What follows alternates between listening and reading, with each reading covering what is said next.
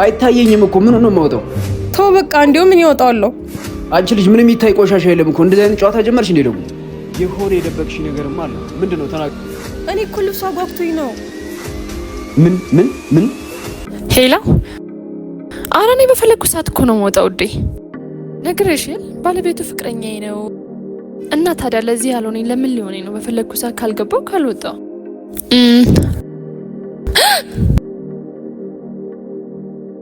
ትሰሚኛለሽ?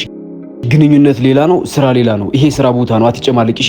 ሁለተኛ እንደዚህ እንዳታረግ እሺ? ስልኬን ስልኬን ላሽ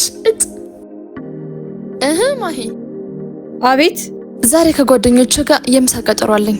ሂጃ። ታዲያ ለኔ ምንድነው የምትነግሪኝ? ጅሎ እንደማይፈቅድልኝ ታውቂያለሽ። ጭራሽ በስራ ሰዓት።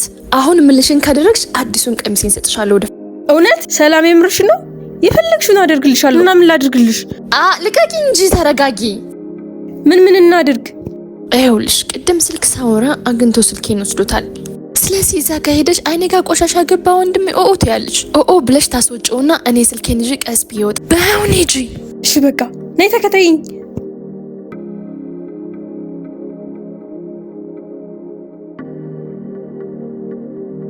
ወንድሜ እዚህ ጋር አለ።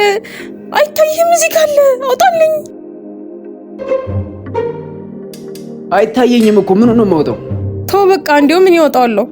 አንቺ ልጅ ምንም ይታይ ቆሻሻ የለም እኮ እንደዚህ አይነት ጨዋታ ጀመርሽ እንዴ? ደግሞ የሆነ የደበቅሽ ነገርም አለ። ምንድነው? ተናገር። እኔ እኮ ልብሷ ጓጉቶኝ ነው። ምን ይሄን ነበር የደበቅሽ? ወዴት ነው? ደስ እንደፈራሁት ለፈለፈች ማለት ነው። የትም ዕቃ ገዝቼ ልመጣ። ውሸታን ነው ወንድሜ። ከጓደኞቿ ጋር ምሳ መብላት ስራ ትታልትሄድ ነው። በዚህ ሰዓት የምን ዕቃ መግዛት ነው? ለማንኛውም ከዚህ እግርሽ ንቅንቅ እንዳይል የስራ ሰዓትሽን እስከምጨርሽሽ። አዲስ ልብስ እኮ ሰጥሻለሁ ብላኝ እኮ ነው።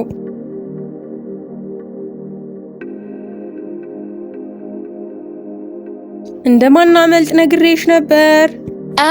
አሁን ፊት ለፊቴ እንደማናመልጥ ነግሬሽ ነበር እያልሽ ነው? ዛሬ መሞቻ ቀንሽ መሆኑን ብታቂ። ወንድሜ ወይኔ እልሻለሁ እያለችኝ ነው።